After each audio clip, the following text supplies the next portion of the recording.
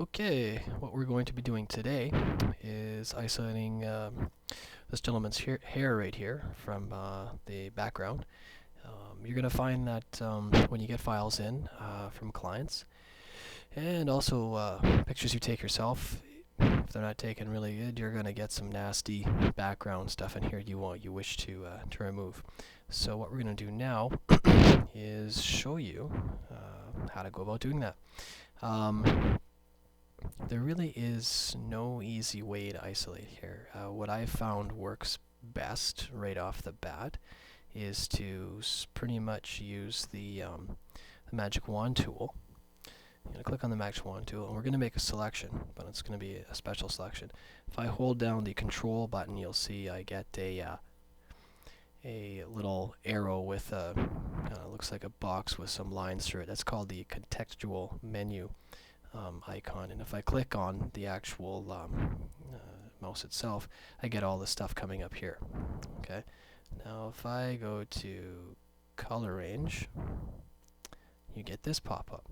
Now what this does is that this is basically selecting, making a selection from the colors I have selected with my eyedropper tool, and you'll see you can select sample colors. I can go and select reds or yellows right off the bat. I can select shadows, I can select midtones, however I want, but I'm going to go to sampled colors, and what I'm going to do, you'll notice, is that if I click on the black, okay, whatever goes white in this particular preview is going to be what's selected. And I can actually preview different selections. So for example, whatever is a black matte, a white mask, or a quick mask. Sometimes quick mask is the best, and when I go through the fuzziness, and I'm just going to slide the fuzziness up and down, okay, you'll notice that basically the more red shows up, that's basically the quick mask itself saying that no, this stuff will not be picked up. Okay, a little confusing this way, and so everything that is black or colored will be picked up.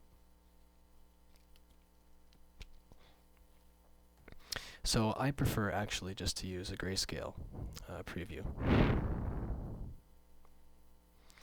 because it shows me right off the bat. It's a bit more easy to decipher what's being grabbed or not. So when I slide the fuzziness up and down, like everything else in Photoshop, it works off of contrast. So it's right now at 0. It's taking, you know, exactly what I click. If I click on black, anything that has got those actual pixels in it are going to show up. For example, if I click on the skin down here, you see it's grabbing very little because it's running through and saying, okay, well, there's only several pixels throughout the whole image that contain the color that you're clicking on. And if I was to bring up the fuzziness, now you'll see, oh, we start to get a face. And now it's going through and saying, okay, well, they're pretty close to the pixels, you know, within the fuzzy factor, so I'm going to grab those too. For example, if you click on the hair again, because the hair is relatively, you know, all the same density, color, contrast value, it does a pretty good job of snagging stuff right off the bat. So I'm going to bring this fuzziness up, and you'll notice also when I move the fuzziness slider up, in this corner, the hair starts to, the actual, you know, hair, the spikes and the details start to come up, good and bad.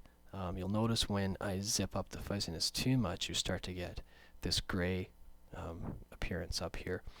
Now, what's going to happen is that the selection tool is going to grab, you know, the actual points of the hair, but it will also grab like a very slight value of the background as well. And that's what it's showing you. It's showing you it's, you know what, this isn't absolute black anymore. This is starting to get a gray tone to it, which means that Photoshop is going to snag a bit of this color information too. So when you cut and paste, you are actually going to get a you know, a grayish type of tint, or a yellowish tint, whatever the background may be in behind. So that's not desirable.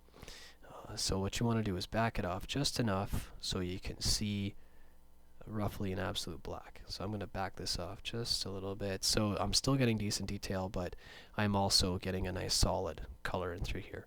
And you may find, depending on how your monitor is adjusted, it may look solid, but when you actually do it, you may still see some residual selection stuff that you don't want. So you're going to have to go in and delete that or mask it off. So what we're going to do is we are going to have everything set up here. The fuzziness is 135 for this particular section. It's in the sampled colors. I'm going to go OK. And you'll see now I get a decent selection. Okay, it's quicker than running through with a pen tool or running through with the Magic Lasso or anything else. And you'll notice what it has done is grabbed everything in the image that has roughly the same color value, black. And it's not bad. Okay, so what we're going to do now is I'm just going to actually can do two things. I could Apple J this, which is just duplicate this layer as is. Okay, so I'm just turn off the background layer, and you'll see this is what it grabbed. Okay, and you'll notice that it's not absolutely black and white, and it did actually pick up some tint in through the lips and through everywhere else. This is also, by the way, a nice way of doing a quick posterized kind of monotone shot of an image is by selection. Well, that's a different tutorial. Anyway, I could do that. Okay, I'm actually okay, or I could go into my lasso tool and I could hit the option button, and you'll see that I get the minus sign behind by the lasso tool itself, and I can go in and actually just kind of quickly delete out or unselect the bits and pieces that I don't want, because really all I do want is the hair itself. So I'm just going to quickly go through here. It's really up to you how you choose to pursue this. I like to keep things rather clean. So what I'm going to do again now is I'm going to go to the background layer, and I'm going to Apple J, duplicate this. I'm just going to turn off this just so you can see what's going on, and you'll see when I talk about the residual stuff, we grabbed the hair, but we also grabbed a whole lot of extra stuff that we don't want. The only way to get rid of that is just to delete out of it. Set my feather to 0. So I'm going to go in here and just quickly select and delete away. Just very quickly, all the way through in here. Now if you have a Wacom tablet, this is much easier. If you have a mouse, you have to be a bit more diligent. Just get rid of all that stuff. That's pretty good. Now we got a general isolation of the hair. Okay. Now what we can also do is, so we have the hair isolated, but we got this chunk up here. That's not too cool. Okay, we want to fix that. So what I'm going to do now is I'm going to go and add a layer mask. Just like the last tutorial, I'm going to click down here. There's the mask. Go to my brush tool. Okay. B for brush. I'm going to go to the actual tool palette right here. Okay. And you'll see I've got a huge brush selected right now. I'm going to get this guy down pretty far. And actually, this is the brush that I want. I think it's called Ink Splatter. Yeah, splatter 46 pixels, something like that. So we'll go to 27, I believe. I'm just going to use the bracket to make this smaller.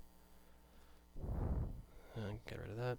Now what I'm going to do, I'm going to use this splatter because it's got a textured brush to it, and I'm going to actually go in and use my black tool, which I'm going to erase or mask off, literally. And you'll notice I'm not going in and just coloring all over the place. I'm dragging from the top down into the hair. And why am I doing that? Because I want to create a vertical texture.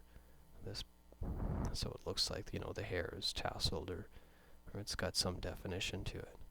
And I usually just paint into the existing hairline. It's just a bit easier than trying to add. So I'm going to go and do this like so, and you'll find that the reason why I use a layer mask is that in case, for example, I screw up and oops, I do that, it's okay. I can just hit the X key, which shifts the you know, the background foreground color around. I'm going to select white, okay, and go in and just paint that back in. Piece of cake. Okay, so now we got roughly the hair kind of where we want it. We got this stuff down here too, so we're going to kind of get rid of this stuff because I really want just the hair itself. And again, I'm going to go in and I'm actually going to bring the opacity up to 100%, and I'm going to just basically rough all this in. And I mean, really, the detail, the amount of attention you put into this is reflected on how well it's cut out. If you just do a very quick job, then it's gonna look like a very quick job.